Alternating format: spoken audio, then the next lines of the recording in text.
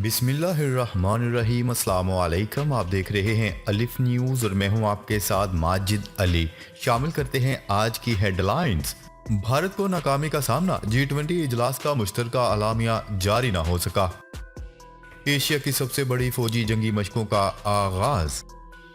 G20 इजलास के बाद रूस और अमरीकी वज़ीर ख़ारजा के दरमियान लफ्जी जंग। पड़ोसी मुल्क भारत को हथियारों की फराहमी, पाकिस्तान की सलामती को खतरे में डाला जा रहा है। चीन से पाकिस्तान को 50 करोड़ डॉलर की किस्त मौसूल। इमरान खान के अहम साथियों की जेल से रिहाई शुरू। इसराइली वज़ीर ख़ारजा जल्द तुर्कमानिस्तान में मुस्तकिल सफारत खाने का इफ्तिताह करेंगे।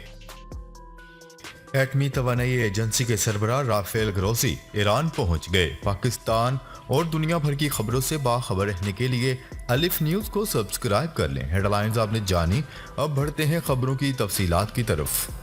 भारत में होने वाले G20 वज़ीर ख़ारजा का इजलास इंतशार का शिकार हो गया, जिसकी बड़ी वजह यूक्रेन जंग के मामले पर अमेरिका और रूस की इल्ज़ाम तराशियाँ बताई जा रही हैं। भारत की मेज़बानी में मुनक़िदा इस इजलास में लाख कोशिशों के बावजूद कोई मुश्तरका अलामिया जारी नहीं हो सका। एक हफ्ते के अंदर ये दूसरा मौका था जब G20 ग्रुप के वज़रा इत्तफ़ाक़ राय पैदा करने में नाकाम रहे। इजलास के दौरान यूक्रेन जंग के मामले पर शदीद इख्तलाफात सामने आए। एक तरफ अमेरिका की क़यादत में मगरिब ने और दूसरी तरफ रूस और चीन ने अपने अपने मौक़िफ़ अख्तियार किए। तमाम ममालिक अपने अपने साबका मौक़िफ़ पर कायम रहे। भारत की जानिब से जारी बयान में कहा गया कि ज़्यादातर अरकान ने यूक्रेन में जंग की शदीद मजम्मत की और इस बात पर जोर दिया कि ये जंग बेपनाह इंसानी मसाइब का सबब बन रही है और आलमी मैशियत में मौजूद कमजोरियों में इजाफा कर रही है। इजलास के बाद भारतीय वज़ीर ख़ारजा जयशंकर का कहना था कि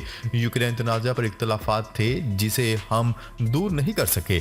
हमने बहुत कोशिशें की लेकिन मुल्कों के दरमियान फासला बहुत ज़्यादा है। उन्होंने कहा है कि इजलास में जिन अमूर पर गौर किया गया है इनमें से 95% पर इत्तफ़ाक़ राय था। अलबत्ता अलामिया के 2 पैराग्राफ पर इत्तफ़ाक़ राय नहीं हो सका। हर कोई 2 पैराग्राफ पर मुत्फिक नहीं था। वाज़ेह है कि इससे कबल बेंगलुरु में G20 वज़ीर ख़ज़ाना के इजलास में भी कोई मुश्तरका अलामिया जारी नहीं हो सका था।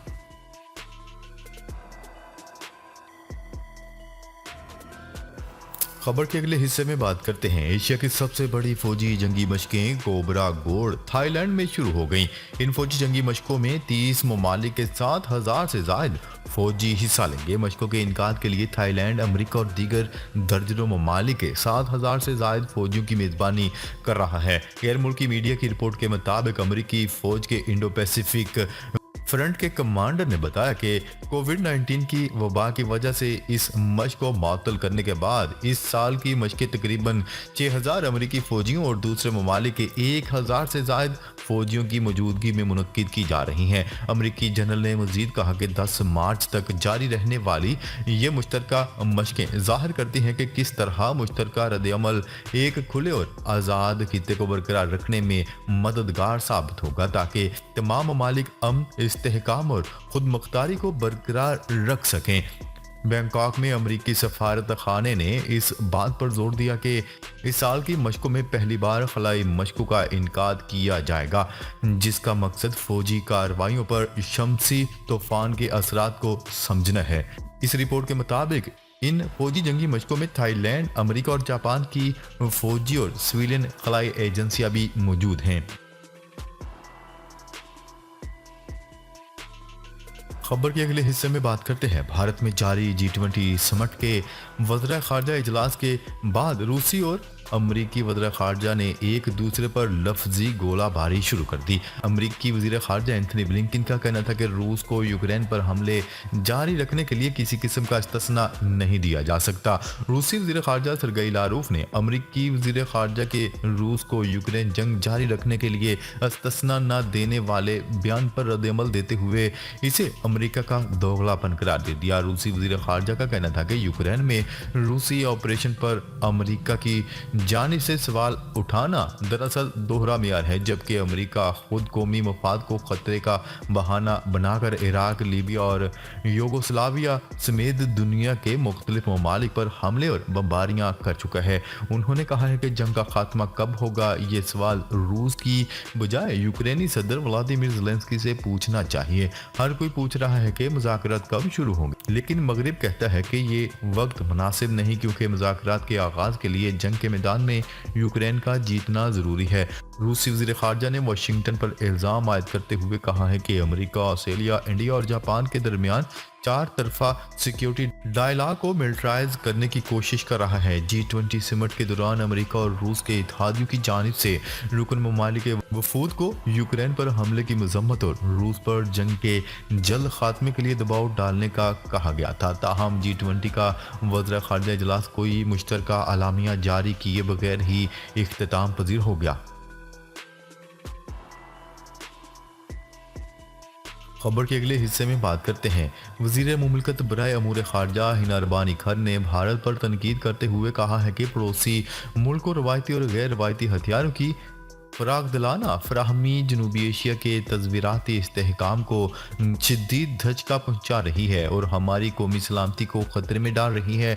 इस्लामाबाद वीडियो लिंक के जरिए जनेवा में तखफीफ असला से मुतल्लिक कॉन्फ्रेंस से खिताब करते हुए हिना रबानी खर ने भारत का नाम लिए बगैर उन्होंने अक़वाम मुत्तहिदा के एक आला सतह के पैनल को बताया कि खित्ते का सबसे बड़ा मुल्क जोहरी इस्तिस्ना का फ़ायदा उठाने वाला है, जो कि अदम फैलाव के कायम करदा असूलों ज़ाब्तों की खिलाफ वर्जी है। उन्होंने मजीद कहा है कि यह मुल्क जदीद रवायती और गैर रवायती हथियारों, टेक्नोलॉजीज़ और प्लेटफॉर्म्स की फरागदिली से फराहमी का खालिस वसूल करिंदा भी है। हिना रबानी खर का तबसरा इस वक्त सामने आया जब भारत ने फ़ौज को जदीद बनाने के लिए अखराजात में इजाफा किया और जिसके साथ वज़ीर आज़म नरेंद्र मोदी पाकिस्तान और चीन के साथ दो मुतनाज़िया सरहदों पर तैनात फ़ौज को सप्लाई करने के लिए मकामी पैदावार को बढ़ाने के अज़म पर जोर देते हैं।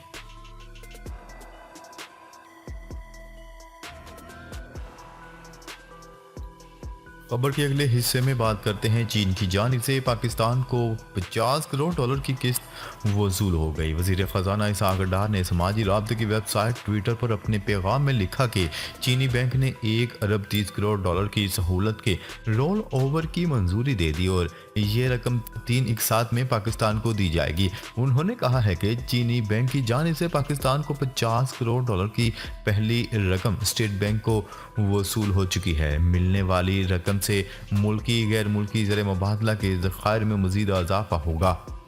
इससे कबल वफाकी वज़ीर ख़जाना सेनेटर इसहाक डार ने प्रेस कॉन्फ्रेंस करते हुए कहा था कि सोशल मीडिया पर बहुत सी बातें चल रही हैं, इन तमाम मामलात पर बात करना ज़रूरी है। हुकूमती इत्तेहाद ने फैसला करना था रियासत को बचाना है या सियासत को। इत्तेहादी हुकूमत ने सियासत पर रियासत को तरजीह दी।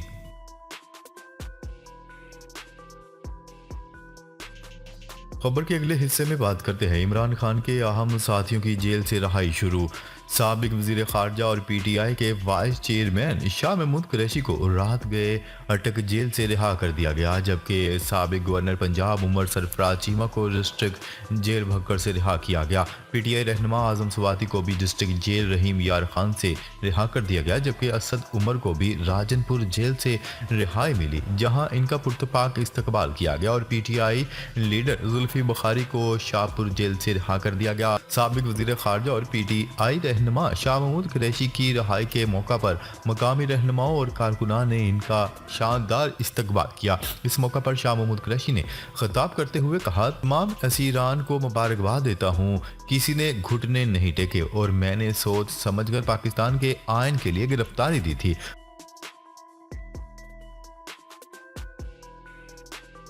खबर के अगले हिस्से में बात करते हैं। इसराइली वज़ीर ख़ारजा जल्द तुर्कमानिस्तान में मुस्तकिल सफारतखाने का इफ्तिताह करेंगे।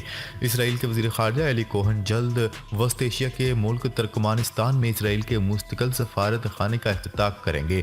दारुल हुकूमत अशखबत में कायम होने वाला इसराइली सफारतखाना ईरान की सरहद से सिर्फ 12 मील के फासले पर होगा।